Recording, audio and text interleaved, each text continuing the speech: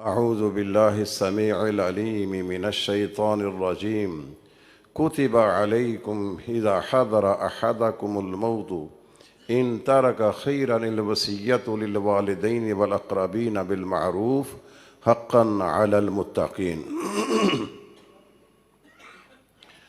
حمد و ثنا مالک کائنات کے لیے ہے، جس اللہ رب العزت نے ہمارے وجود کو اس زمین کی خاک اور مٹی سے پیدا کیا ہے، اور ہمارے جسم کی نشو و نما کے لیے اللہ تعالیٰ نے اس زمین سے ہی اس کی غذا پیدا کی ہے۔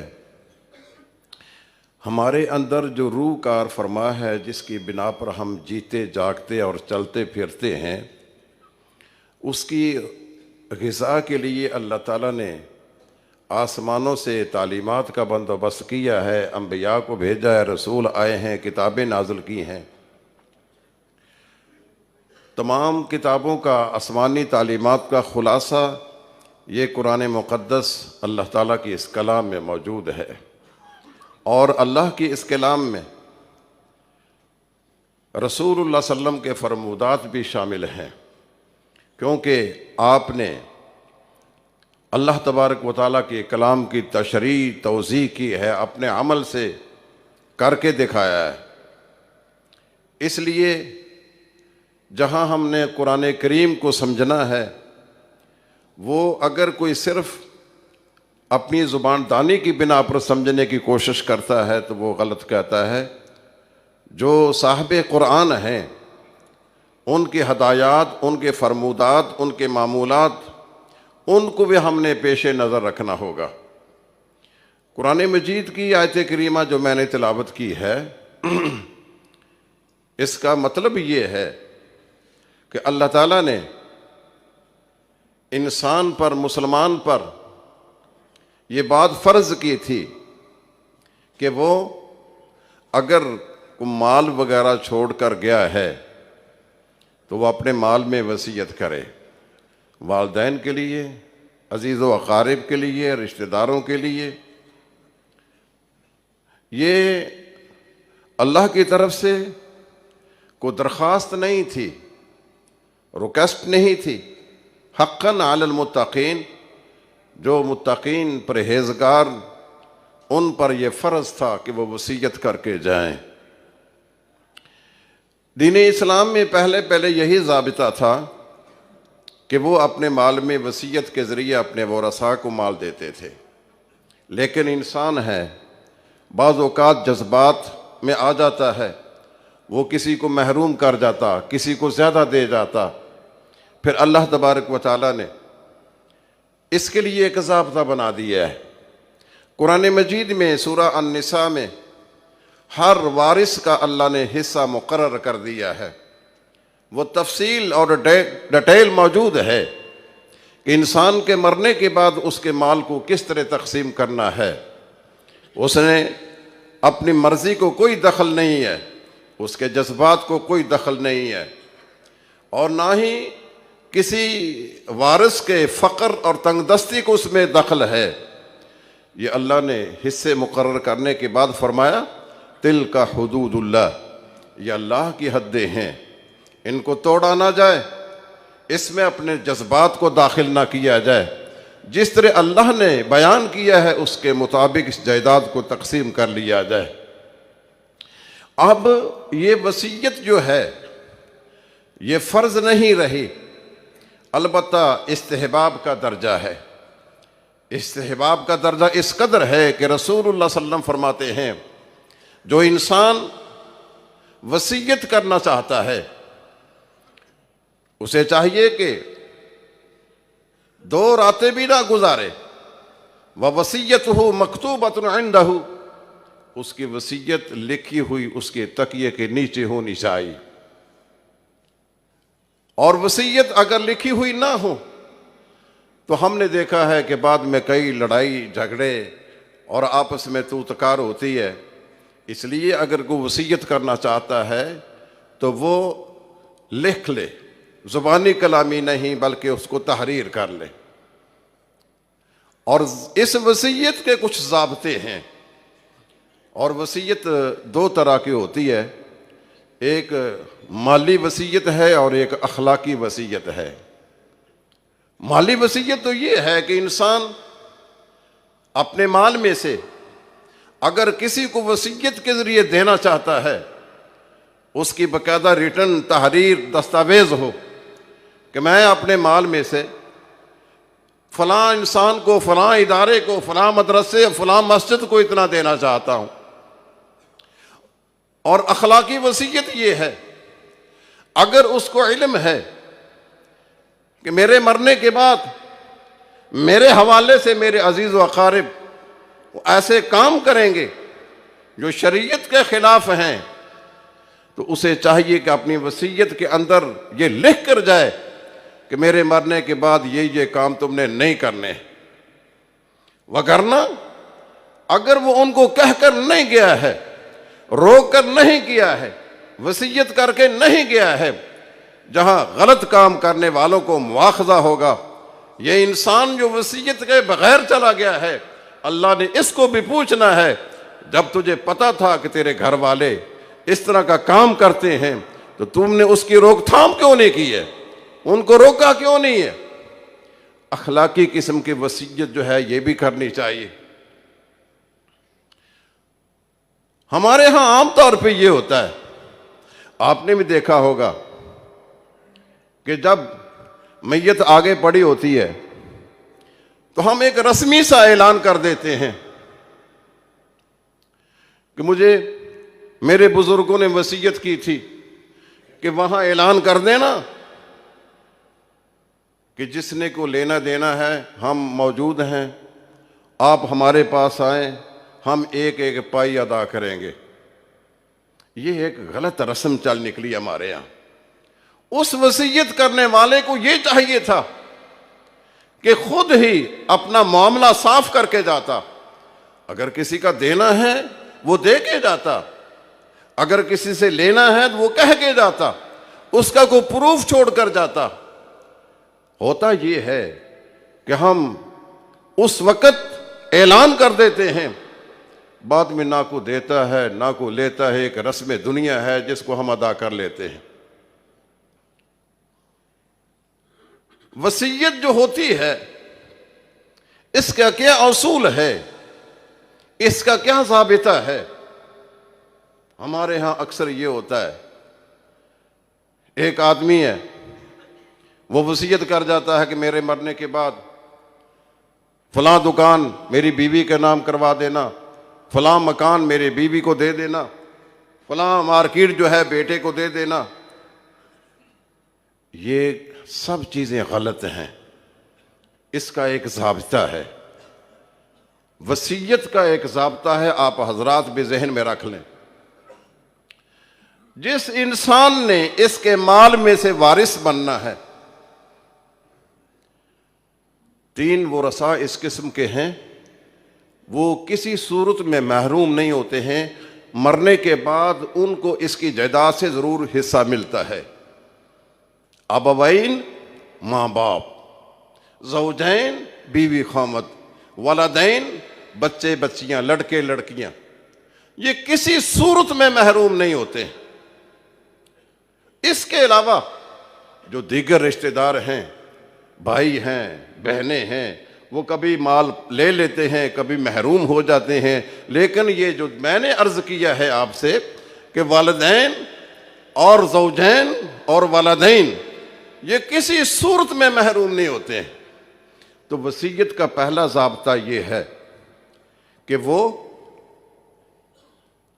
وصیت ایسی نہ کرے جس سے ان کے شرعی ورثاء کو فائدہ پہنچتا ہو، کہ اپنی بیوی کے نام وصیت کر جائے یہ مکان تیرا ہے، اپنے بڑے بیٹے کے نام وصیت کر جائے کہ وہ دکان تیری ہے، اپنے والدین کے نام وصیت کر جائے کہ فلاں قطع زمین تیرا ان کا ہے۔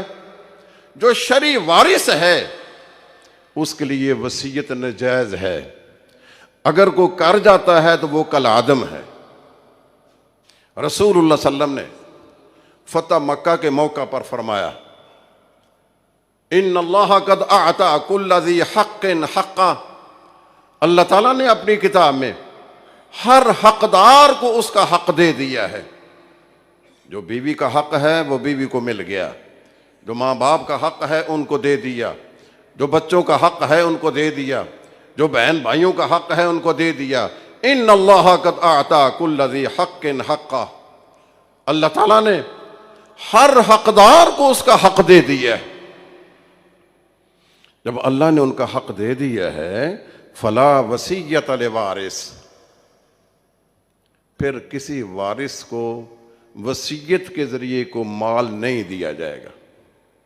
انسان وصیت کر جاتا ہے، ہم نے دیکھا ہے کہ اگر کسی کی ایک بیٹی ہے اور بیٹی کو جو حق ملنا ہے وہ اس کی آدھی جائیداد ملتی ہے، اور باقی جو ہوتی ہے اس کے بہن بھائیوں میں جاتی ہے۔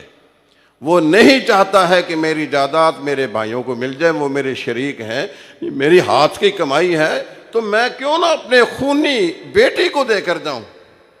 وہ یہ کہہ جائے گا یہ میری جتنی جائیداد ہے وہ بیٹی کے نام پر ہے، اس کو میں دے دوں۔ یہ غلط ہے۔ اللہ فرماتے ہیں کہ نہیں، ان اللہ قد اعطى كل ذی حق حقہ، اللہ تعالیٰ نے ہر حقدار کو اس کا حق دے دیا ہے۔ بیٹی کا جتنا حق تھا اس کو مل گیا ہے۔ فلا وصیۃ لوارث، اب کسی وارث کو وصیت کے ذریعے کچھ بھی نہیں دیا جائے گا۔ یہ ایک شرط ہے وصیت کی۔ اور دوسری شرط یہ ہے، 1/3 سے زیادہ وصیت نہ کرے۔ اگر کسی کی 3 لاکھ جائیداد ہے، وہ زیادہ سے زیادہ 1 لاکھ کی وصیت کر سکتا ہے۔ اس میں سے 1/3، 1/1,00,000، 1 لاکھ روپیہ میں فلاں مسجد کو دینا چاہتا ہوں، فلاں مدرسے کو دینا چاہتا ہوں، یا میرے یتیم پوتے ہیں میں ان کو دینا چاہتا ہوں، کیونکہ بیٹوں کی موجودگی میں پوتوں کو کچھ نہیں ملتا ہے۔ میں اپنے نواسوں کو دینا چاہتا ہوں، یہ اس کو اختیار ہے کہ 1/3 کی حد تک جس کو چاہے وصیت کے ذریعے وہ اپنا مال دے دے۔ سیدنا سعد بن ابی وقاص رضی اللہ تعالی عنہ بیان کرتے ہیں کہ میں فتح مکہ کے موقع پر بیمار ہو گیا، اتنا بیمار ہوا کہ انی اشرفت علی الموت، مجھے موت نظر آنے لگی۔ رسول اللہ صلی اللہ علیہ وسلم میری تیمارداری کے لیے تشریف لائے، تو میں نے عرض کیا یا رسول اللہ، میری صرف ایک بیٹی ہے عائشہ، اور وہ بھی خاندانی طور پر مضبوط ہے، مستحکم ہے، اس کی شادی ہو چکی ہے، اب میں اپنے مال کی وصیت کرنا چاہتا ہوں کہ میری ساری جائیداد بطور وصیت میں وقف کرنا چاہتا ہوں۔ رسول اللہ صلی اللہ علیہ وسلم نے فرمایا نہیں، ایسا نہیں کر سکتے ہو، تم ساری جائیداد تم نہیں دے سکتے ہو۔ یا رسول اللہ، مجھے میرا اپنا مال ہے، آپ مجھے اجازت دیں کہ 2/3 میں دے جاؤں۔ اس کی بھی اجازت نہیں ملی ہے، آدھے کی بھی اجازت نہیں ملی ہے۔ آپ نے فرمایا سعد، اگر تم وصیت کے ذریعے کوئی چیز وقف کرنا چاہتے ہو نا، اپنی تمام جائیداد منقولہ غیر منقولہ اس کا 1/3 کر لو، وہ 1/3 کی وصیت کرنے کے مجاز ہو۔ وَالثُّلُثُ كَثِيرٌ، 1/3 بھی بہت زیادہ ہے۔ اگر اس سے بھی کم آ جا، 1/4 حصے تک آ جاؤ، سیدنا عبداللہ ابن عباس کہتے ہیں آپ کا منشا یہ تھا کہ اس سے بھی کم ہونی چاہیے، بہرحال 1/3 حصے تک کی وصیت کرنے کی اجازت ہے۔ سارے مال کو کوئی انسان کہہ دے کہ میں اپنے مال میں خود مختار ہوں، میں ساری جائیداد فلاں مدرسے کو دینا چاہتا ہوں، فلاں مسجد کو دینا چاہتا ہوں، یہ نہیں ہے، ایسا نہیں کر سکتا ہوں۔ 3 صحابہ کرام ایسے ہیں جنہوں نے رسول اللہ صلی اللہ علیہ وسلم سے یہ عرض کیا تھا، یا رسول اللہ، ہم اپنے سارے مال کو وقف کرنا چاہتے ہیں۔ ایک سعد بن ابی وقاص، جن کو آپ نے فرمایا کہ نہیں 3 حصہ کر سکتے ہو۔ ایک کعب بن مالک، جب ان کی توبہ قبول ہوئی تو وہ عرض کرنے لگے یا رسول اللہ، میں اس خوشی میں آ کر اللہ نے میری توبہ قبول کی ہے اور اس توبہ کا ذکر قرآن پاک میں کر دیا ہے وَعَلَى الثَّلَاثَةِ الَّذِينَ خُلِّفُوا، تو میں چاہتا ہوں اس خوشی میں اپنی ساری جائیداد کو وقف کر دوں۔ آپ نے فرمایا کہ نہیں۔ لبابہ بن منذر ایک صحابی ہیں، انہوں نے بھی یہ عرض کیا تھا، یا رسول اللہ میری بھی اللہ نے توبہ قبول کی ہے تو میں بھی ساری جائیداد کو وقف کرنا چاہتا ہوں۔ 3 شخص تو ریکارڈ پر ہیں کہ ان کو آپ نے اجازت نہیں دی ہے۔ جب اللہ کی راہ میں وقف پوری جائیداد نہیں کر سکتا ہے پھر کسی رشتہ دار کو دینے کا کیا تک ہے؟ وہ اپنی بیٹی کو ساری کی ساری دے جائے، اپنے بیٹے کو دے جائے، اپنی بیوی کو دے جائے، نہیں، وَالثُّلُثُ کثیر، 1/3 تک دینے کی اجازت ہے۔ یہ 2 شرطیں ہیں۔ اگر کوئی انسان پوری جائیداد دے جاتا ہے تو کیا اس کی وصیت کے مطابق عمل کیا جائے گا؟ نہیں کیا جائے گا۔ یہ دیکھیں قرآن مجید میں جب وصیت کا بیان آیا ہے نا، وہاں حصے مقرر کرنے کے بعد اللہ فرماتے ہیں من بعد وصیۃ یوصی بہا او دین، کہ وصیت کے بعد، قرض کی ادائیگی کے بعد یہ حصوں کی تقسیم ہونی ہے۔ اور ایک جگہ پہ اللہ نے فرمایا ہے وصیت کا ذکر کر کے غیر مضار، وہ وصیت کے ذریعے کسی کو نقصان نہ پہنچایا گیا۔ کسی کو نقصان کیسے پہنچایا جاتا ہے؟ میں اس کی مثال آپ کو دیتا ہوں۔ ایک آدمی تھا رسول اللہ صلی اللہ علیہ وسلم کے زمانہ میں، اس کے کل 6 غلام تھے، کل جائیداد 6 غلام۔ اس نے وصیت کے ذریعے 6 کے 6 آزاد کر دیے کہ میرے مرنے کے بعد یہ 6 کے 6 آزاد ہے۔ وہ مر گیا، رسول اللہ صلی اللہ علیہ وسلم کے پاس اس کا جنازہ لایا گیا، آپ نے جنازہ پڑھ دیا اور اس کو مسلمانوں کے قبرستان میں دفن کر دیا۔ کچھ دنوں کے بعد اس کے رشتہ دار آ گئے، مرنے والے کے جو قریبی رشتہ دار، نہ صحیح دور کے رشتہ دار، اس کے رشتہ دار تھے، وہ آ گئے، کہنے لگے یا رسول اللہ فلاں آدمی فوت ہوا تھا، آپ نے اس کو غسل، اس کا کفن، اس کا دفن، جنازہ، یہ سارے کا سارا آپ نے کروایا ہے، آپ کو علم ہونا چاہیے کہ اس نے کیا کیا تھا۔ اس نے ہمیں محروم کر کے ساری جائیداد وہ اللہ کی راہ میں دے گیا ہے، وقف کر گیا، آزاد کر گیا ہے۔ اللہ اکبر۔ رسول اللہ صلی اللہ علیہ وسلم بڑے غصے میں آئے، حالانکہ ضابطہ یہ ہے کہ جو انسان مر جاتا ہے نا، اس کے بارے میں لب کشائی کرنے کی اجازت نہیں ہے کہ ہم کہیں وہ ایسا تھا، وہ ایسا تھا، وہ ایسا تھا۔ رسول اللہ صلی اللہ علیہ وسلم فرماتے ہیں کہ وہ اللہ کے پاس پہنچ چکا ہے، اس کا حساب اللہ کے ہاں ہو چکا ہے، اب تم اس کا ذکر اس طرح کا کرنا چھوڑ دو۔ لیکن اس کے باوجود صحیح مسلم کے الفاظ یہ ہیں فَقَالَ لَهُ قَوْلًا شَدِيدًا، اللہ کے رسول نے اس کو بہت ہی برا بھلا کہا، بہت سخت باتیں کی، بڑا سخت تبصرہ کیا اس انسان پر جس کو آپ نے دفن کیا تھا مسلمانوں کے قبرستان میں۔ روایات میں وہ الفاظ بھی آتے ہیں، وہ الفاظ سن کر ایک مسلمان کانپ جاتا ہے، اس کا دل ڈر جاتا ہے کہ اتنا بڑا جرم کر گیا ہے وہ۔ ہمیں تو یہ اللہ سے ڈر نہیں لگتا ہے جب ہم وصیت کے ذریعے دوسروں کو محروم کر کے چلے جاتے ہیں۔ رسول اللہ صلی اللہ علیہ وسلم نے فرمایا لو علمت من قبل ما صلیت علیہ ابدا، یہ مسلم، یہ اپنے ابو داود کے الفاظ یہ ہیں، اگر مجھے اس کی حرکت کا پہلے علم ہو جاتا، اس نے اپنے ورثاء کو محروم کر کے سارے کے سارے غلام اللہ کی راہ میں آزاد کر دیے، میں اس کا جنازہ نہ پڑھتا، اس قابل نہیں تھا اس کا جنازہ پڑھا جاتا۔ مسند امام احمد جو حدیث کی بہت بڑی کتاب ہے، تقریباً 27,000 احادیث ہے اس میں، وہ حدیث کا انسائیکلوپیڈیا ہے، وہاں جو روایت کے الفاظ ہیں وہ یہ ہے لو علمنا من قبل ما یدفن فی مقابر المسلمین، اگر مجھے پہلے علم ہوتا کہ اس نے یہ حرکت کی ہے، اس نے ساری جائیداد اللہ کی راہ میں دے کر اپنے ورثاء کو محروم کر دیا ہے، تو میں اس کو مسلمانوں کے قبرستان میں دفن نہ ہونے دیتا۔ وہ سعد بن نبی وقاص کی میں روایت جو پہلے بیان کی ہے نا، وہاں بھی آپ نے یہی فرمایا تھا، اے سعد، اگر تیرے ورثاء سے، تیرے مال سے تیرے ورثاء کو، تیرے عزیز و اقارب کو فائدہ پہنچے گا،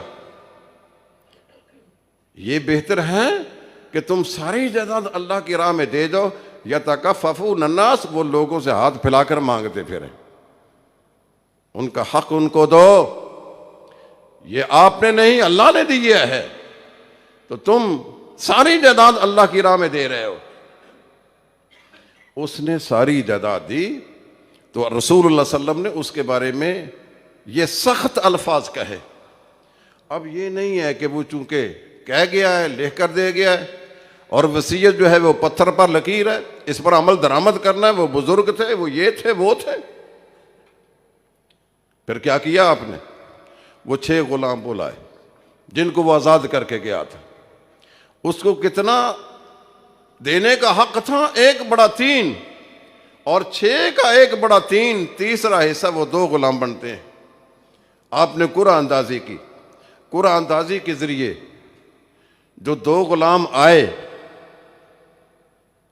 تیسرا حصہ 2 غلام وہ تو آزاد کر دیے، اور جو باقی 4 غلام تھے نا، وہ ورثاء کے حوالے کر دیے کہ یہ آپ کا حق ہے۔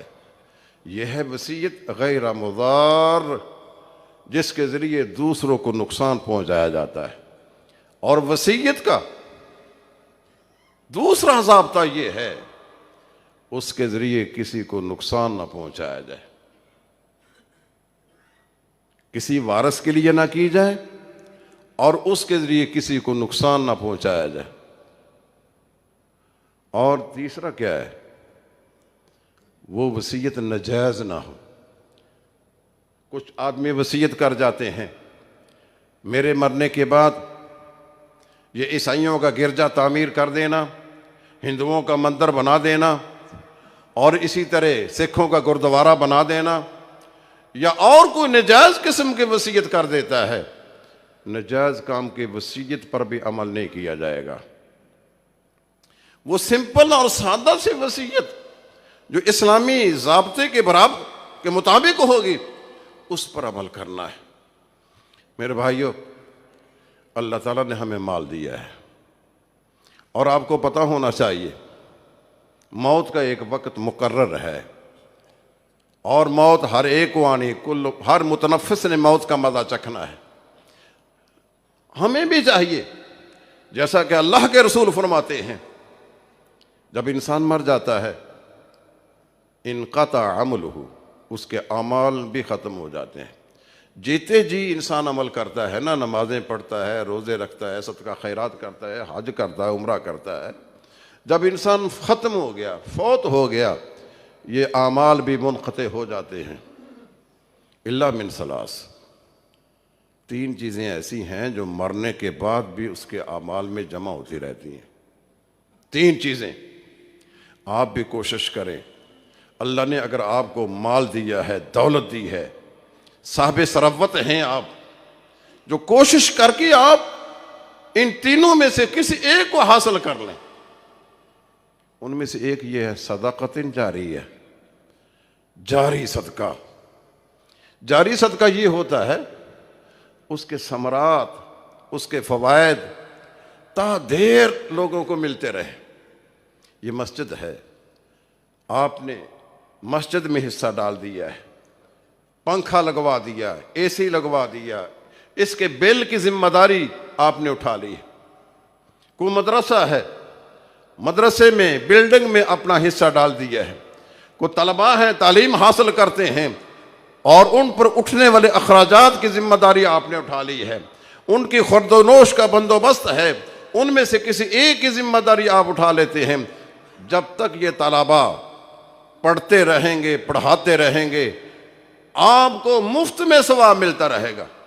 جب تک یہ مسجد قائم رہے گی اور نمازی آتے رہیں گے، نماز پڑھتے رہیں گے، نمازیوں کو اللہ نے ثواب دینا ہی دینا ہے، جس نے اس میں حصہ ڈالا ہے اللہ ان کو بھی ثواب دیتا ہے۔ آپ نے مدرسہ بنا دیا ہے، مدرسے کے کسی خرچے کی ذمہ داری اٹھا لی ہے، جب تک وہ مدرسہ قائم ہے اس وقت تک آپ کو ثواب ملتا رہے گا۔ سعد ابن ابی وقاص رضی اللہ تعالیٰ عنہ، جس کا میں نے پہلے ذکر کیا ہے، وہ رسول اللہ صلی اللہ علیہ وسلم کے پاس آتے ہیں، یا رسول اللہ میں گھر میں نہیں تھا، میری امی فوت ہو چکی، اگر میں یہاں ہوتا تو مجھے ضرور وصیت کرتے کسی چیز کی، میری عدم موجودگی میں گھر نہیں تھا جب ان کی وفات ہو چکی۔ جو فرمانبردار بیٹے ہوتے ہیں وہ اس طرح اپنے ماں باپ کے حق ادائیگی کرتے ہیں۔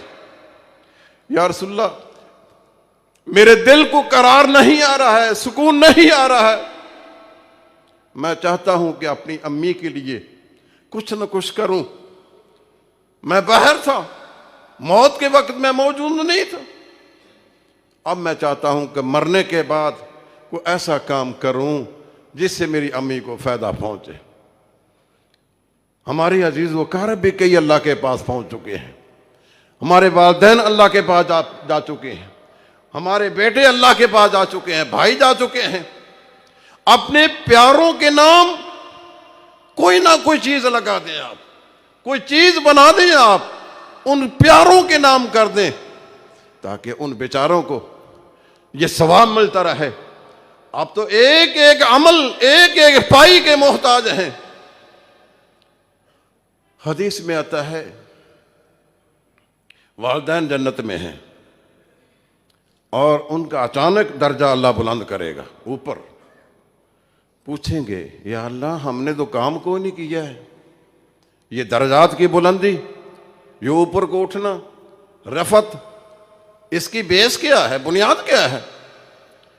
رسول اللہ صلی اللہ علیہ وسلم فرماتے ہیں کہ اللہ کی طرف سے جواب آئے گا، تیرے بیٹے نے تیرے لیے استغفار کیا ہے، تیرے بیٹے نے تیرے لیے استغفار کیا ہے، اس بیٹے کے استغفار کی بنیاد پر اللہ تعالیٰ نے تیری اس اعمال کی وجہ سے اللہ نے تیرے درجے کو بلند کر دیا ہے۔ اس لیے میرے بھائیوں، سعد ابن ابی وقاص رضی اللہ تعالی عنہ فرماتے ہیں یا رسول اللہ میری امی کے بارے میں مجھے بتائیں کہ میں کیا کروں۔ حضرت رسول اللہ صلی اللہ علیہ وسلم نے فرمایا، پانی کی طرف اشارہ کیا کہ پانی کا بندوبست کر دو۔ عرب کی سنگلاخ زمین میں پانی کا بندوبست بڑا ہی مشکل تھا۔ سیدنا عثمان رضی اللہ تعالیٰ عنہ، کون نہیں جانتا ان کو، وہ بیر روما وہ خرید کر وقف کیا مسلمانوں کے لیے۔ وہ ایک یہودی کے پاس تھا، وہ عورتیں وہاں پانی لینے کے لیے جاتی، وہ ان پر آوازیں کستے، شعر کہتے، اس کی اللہ کے رسول کو بڑی تکلیف۔ آپ نے فرمایا کون ہے اس بیر روما کو خرید کر اللہ کے لیے وقف کر دے؟ حضرت عثمان کہتے یا رسول اللہ میں کر، اگر اللہ نے دولت دی ہے نا وہ ایسے کاموں میں صرف کی جائے۔ حضرت عثمان نے بیر روما خرید کر وقف کر دیا۔ یا رسول اللہ میں اپنی امی کے لیے کیا کروں؟ فرمایا کہ تم اپنی امی کے لیے پانی کا بندوبست کر دو، جب تک لوگ وہاں سے پانی پیتے رہیں گے ان کو اللہ ثواب دیتا رہے گا۔ حضرت سعد نے ایک کنواں کھدوایا، پانی کا بندوبست کیا، اس کا نام رکھا بیر ام سعد۔ یہ ام سعد کے نام پر میں نے کنواں لگوایا ہے۔ تو بھائیو یہ مال آنے جانے والی چیز ہے، صدقہ جاریہ، مرنے کے بعد جو انسان کو پہنچتا رہتا ہے اس کا ثواب ایک صدقہ جاریہ ہے۔ اگر اللہ نے آپ کو دولت دی ہے، یہ اللہ کی دی ہوئی ہے، آپ کے ہنر کا نتیجہ نہیں ہے، آپ کے عقل کا نتیجہ نہیں ہے، بصیرت کا نتیجہ نہیں ہے کہ آپ کہیں یہ ہماری عقل، ہنر، محنت کا نتیجہ، یہ اللہ کی عطا ہے جو اللہ نے آپ کو دی ہے۔ ہم نے دیکھا ہے بڑے بڑے پڑھے لکھے لوگ سندیں ڈپلوں میں، سرٹیفکیٹ ہاتھ میں ہے اور دفاتر کے چکر لگاتے ہیں، پیسے بھی دیتے ہیں، جاب نہیں ملتی ہے۔ بڑے بڑے پڑھے لکھے وہ بیچارے مزدوری کرتے ہیں، کوئی گنڈیریاں لگاتا ہے، کوئی پکوڑے نکالتا ہے، کوئی پانی پلاتا ہے، یہ اللہ کی عطا ہے۔ یہ تو قارون کی ذہنیت ہے نا۔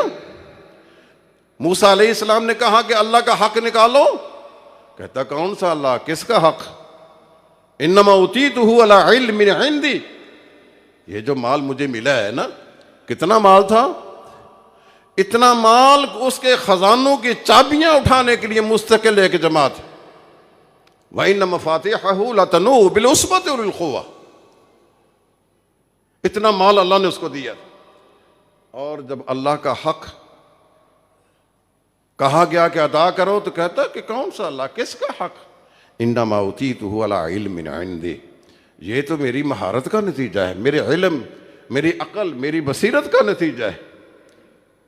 اللہ کو غیرت آتی ہے، اللہ کو غیرت آئی کہ یہ کہتا ہے کہ میرے ہنر، میری عقل، میری بصیرت، میرا تجربہ، اللہ نے اس تمام خزانوں کو باندھ کر اس کے سر پر رکھا اور زمین کو حکم دیا کہ زمین کے اندر دھنس گیا وہ۔ فَخَسَفْنَا بِهِ وَبِدَارِهِ الْأَرْضِ، ہم نے خزانوں سمیت اس کو زمین میں دھنسا دیا۔ حدیث میں آتا ہے، اللہ کے رسول فرماتے ہیں وہ قیامت تک کے لیے خزانوں کے سمیت زمین میں دھنستا چلا جائے گا۔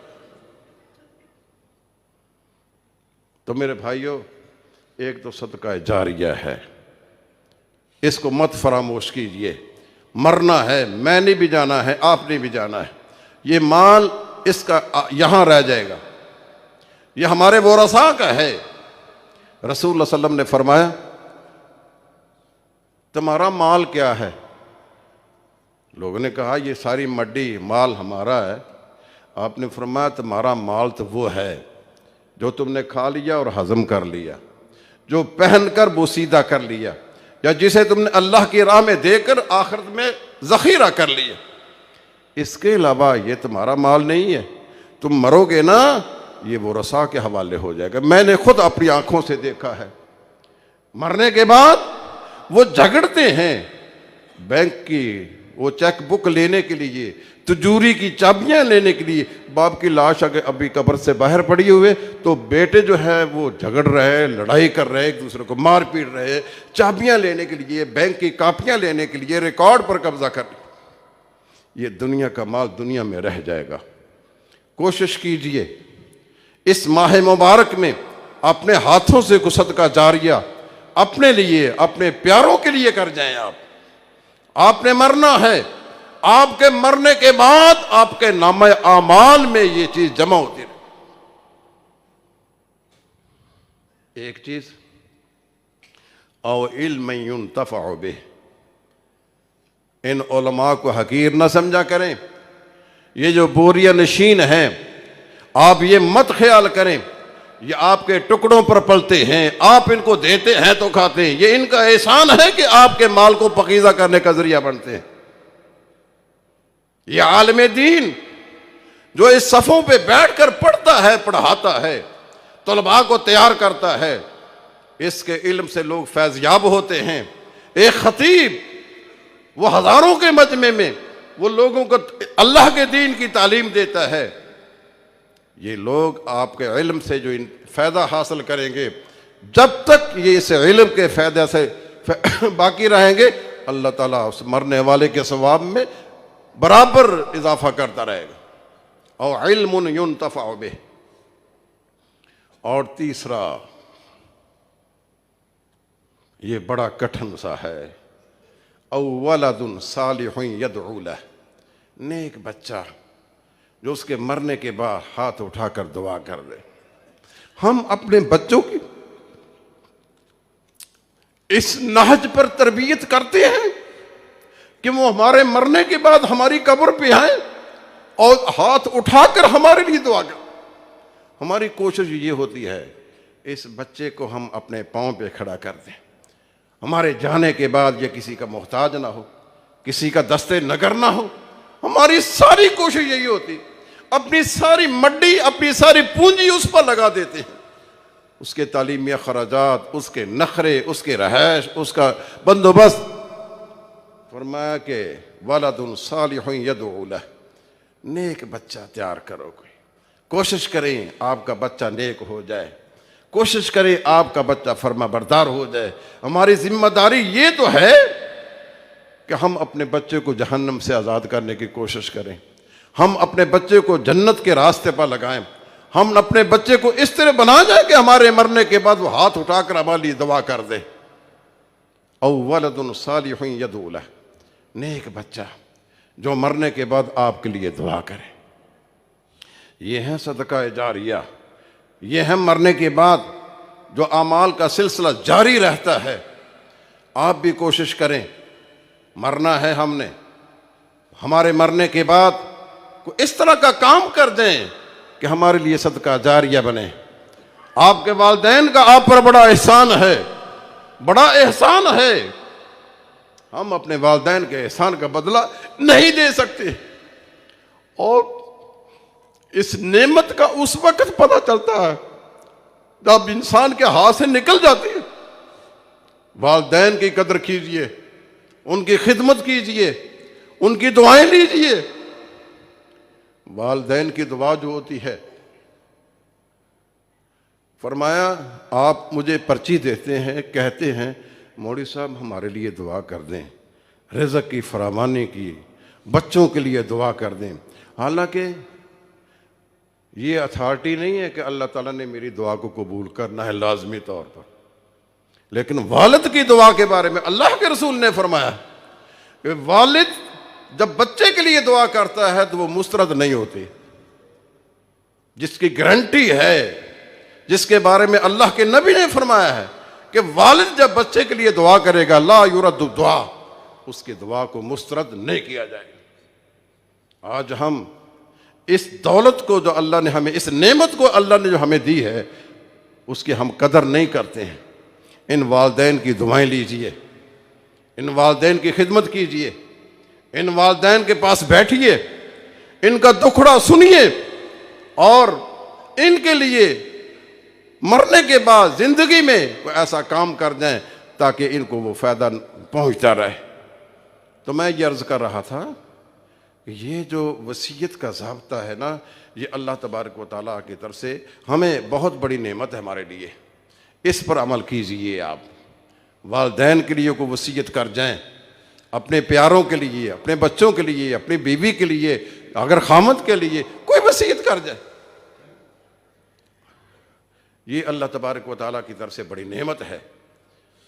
دیکھیں نا، جب ہم صدقہ دیتے ہیں، کو مال وقف کرتے ہیں، اس کے اور فائدے نہ ہوں وہ ایک الگ بات ہے، 5 فائدے اس کے ریکارڈ پر ہیں۔ ایک تو یہ ہے کہ اللہ خزانوں کا مالک ہے، للہ خزائن السماوات والارض وللہ میراث السماوات والارض۔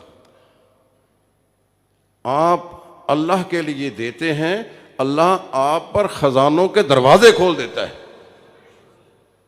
اللہ کے نبی فرماتے ہیں نا کہ صدقے سے مال میں کمی نہیں آتی، صدقے سے مال میں کمی نہیں آتی ہے۔ یہ آپ سرمایہ کاری کر رہے ہیں اللہ کے ساتھ۔ جب آپ نے صدقہ کیا ہے، صدقہ جاریہ کیا ہے، تو اللہ کے ساتھ سرمایہ کاری کر لیا آپ نے۔ ہم کرتے ہیں نا، پیسہ کسی کو دے دیتے ہیں، جی آپ کاروبار کریں، ہمیں ہمارے پیسہ اس کا پروفٹ دیں، آپ اپنی محنت کا پروفٹ دیں۔ یہ اللہ کے ساتھ سرمایہ کاری کرے کم، اللہ کے لیے کچھ دیں گے نا، اللہ ہمیں اس سے کئی گنا زیادہ کر کے واپس کرے گا۔ من ذا الذی یقرض اللہ قرضا حسنا فیضاعف له اضعافا کثیرا۔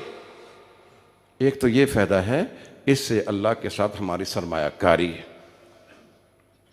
دوسرا یہ ہے کہ اللہ تبارک و تعالیٰ ہماری دولت میں برکت عطا فرماتا ہے۔ برکت 2 طرح سے ہوتی ہے۔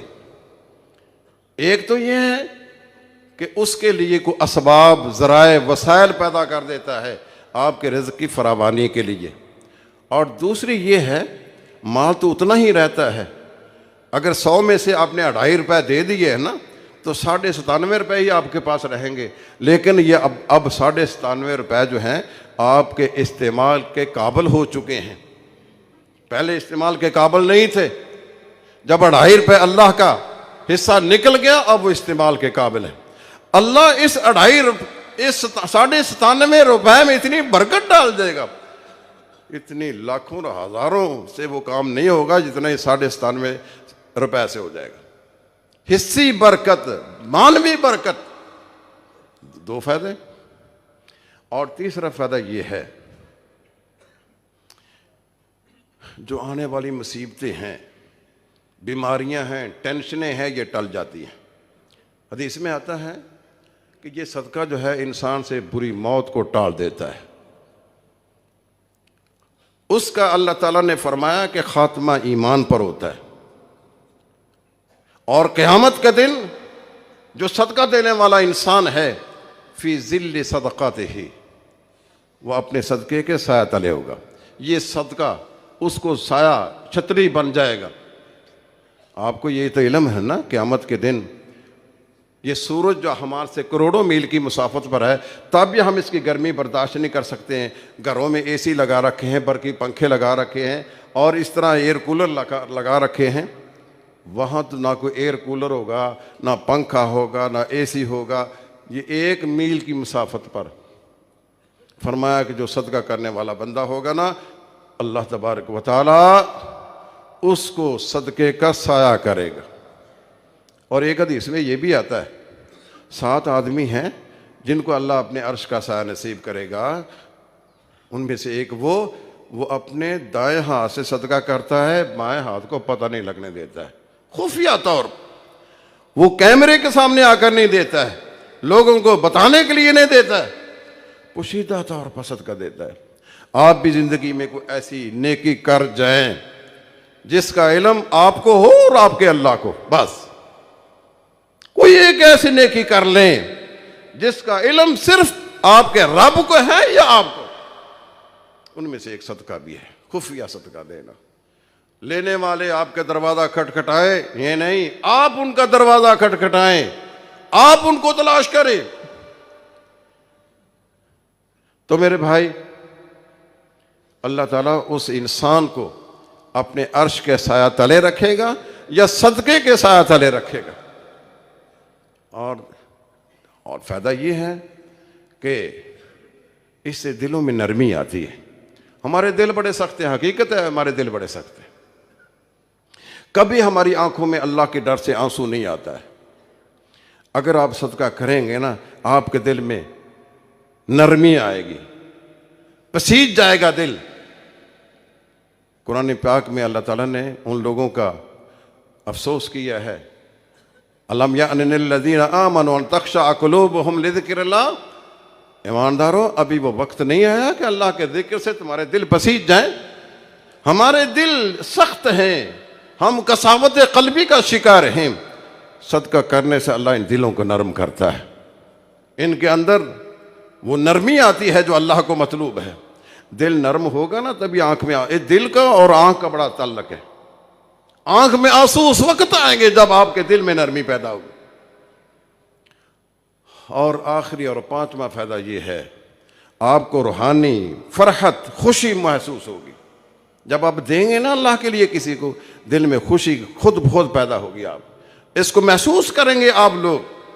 اور یہ خوشی جو ہوگی نا، یہ دنیا کی دولت سے نہیں مل سکتی ہے۔ صدقہ خیرات کرنے سے یہ فوائد کو حاصل کیجیے۔ میں نے یہ جو وصیت کا موضوع شروع کیا ہے نا، وہ اس لیے کیا ہے کہ ہم لوگ اس میں بڑی اونچ نیچ کر جاتے ہیں۔ تو اس وصیت کے ضابطے کو اپنے ذہن میں رکھیے گا۔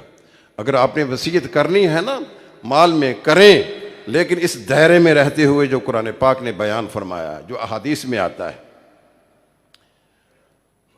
میرے بھائیوں، یہ جو دینی ادارے ہوتے ہیں، یہ جو فوج ہوتی ہے نا، یہ ملک کی جو سرحدیں ہیں ان کی حفاظت کرتی ہے۔ اور کچھ نظریاتی حدود ہوتی ہیں، کچھ جغرافیائی حدود ہیں۔ جغرافی حدود یہ ہیں جو نظر آتی ہیں ہمیں، اور نظریاتی حدود نظریہ، فکر، منہج، عقیدہ، یہ مدرسے والے نا اس ملک کی نظریاتی حدود کے محافظ ہیں۔ عقیدہ درست کرنا، منہج درست کرنا، عمل درست کرنا، یہ بوریہ نشین، یہ کام کرتے ہیں۔ یہ جو نظریاتی حدود کے محافظ ہیں ان کی سرپرستی کیجئے، یہ اتنی سرپرستی کریں کہ یہ لوگوں کے سامنے ہاتھ نہ پھیلائیں۔ اللہ تعالیٰ نے آپ کو مال دولت دے رکھا ہے، آپ اتنی سرپرستی کریں یہ کسی کے پاس نہ ہے۔ یہ آپ کا ادارہ آپ کے سامنے ہے، شاید اتنا خرچ کسی دوسرے ادارے میں نہیں ہوتا ہوگا۔ آپ کو شاید علم ہوگا کہ 1 کروڑ روپیہ ماہانہ اس کا خرچہ ہے، اور اب پہلے تو یہ تھا وہ برخوردار کاشف وہ اپنی جیب سے یہ خرچ کرتا تھا، اب اس ادارے نے اس کو مزید وسیع کر وسعت دی ہے۔ کچھ زمین 30 کنال کے قریب خریدی ہے، اس پر بڑے اخراجات اٹھے، تقریباً وہ 30 کروڑ کی ہے، 36 کروڑ پر خرچہ آنا، تو اس کے لیے بھی ہم نے اپنا حصہ ڈالنا ہے۔ اور یہ تو زمین کی خریداری پر آئے گا نا اخراجات، پھر اس کو زمین کو تعمیر بھی کرنا ہے۔ آج کل تعمیراتی اخراجات بہت زیادہ ہیں، یہ سریا کہاں تک چلا گیا ہے، یہ سیمنٹ کہاں تک چلا گیا ہے، اور لیبر ان کی مزدوری کہاں تک چلے گئی ہے۔ تو ہمیں چاہیے کہ اس ادارے کی سرپرستی کے لیے اٹھیں۔ یہ اللہ نے اگر آپ کو موقع دیا ہے، اس برخوردار نے یہ کہہ دیا ہے کہ اس کو اوپن کیا جائے، جہاں میں اکیلا کرتا تھا میری جماعت میرے ساتھ شامل ہوگی، تو آپ کو چاہیے کہ اس ادارے کے ساتھ آپ تعاون کریں، اتنا تعاون کریں کہ یہ کسی کی دستے نگر نہ ہوں، اور یہ آپ کا صدقہ جاریہ ہے، آپ کے پیاروں کا صدقہ جاریہ ہے۔ آپ کی آنکھ بند ہونی ہے ایک دن، جس طرح آپ کے پیارے آنکھیں بند کر کے وہ شہر خموشہ میں پڑے ہوئے ہیں، ان کے لیے صدقہ جاریہ کریں، اپنے لیے صدقہ جاریہ کریں، اپنے بچوں کے لیے صدقہ جاریہ کریں، اس میں حصہ ڈالیں۔ یہاں اساتذہ کرام موجود ہیں، باہر بھی اساتذہ کرام موجود ہیں، جو تعاون آپ کرنا چاہتے ہیں ان کے ساتھ دل کھول کر تعاون کریں۔ اللہ تعالیٰ اس آپ کے تعاون کو ضائع نہیں کرے گا۔ اگر اللہ نے دولت دی ہے اس کا صحیح مصرف ہی یہی ہے کہ آپ ان اداروں کی سرپرستی کریں جو نظریاتی حدود کے محافظ ہیں۔ اللہ تعالیٰ ہمیں عمل کی توفیق عطا فرمائے۔ وَأَقُولُ قَوْلِي هَذَا وَآخِرُ دَعْوَانَا الْحَمْدُ لِلَّهِ رَبِّ الْعَالَمِينَ۔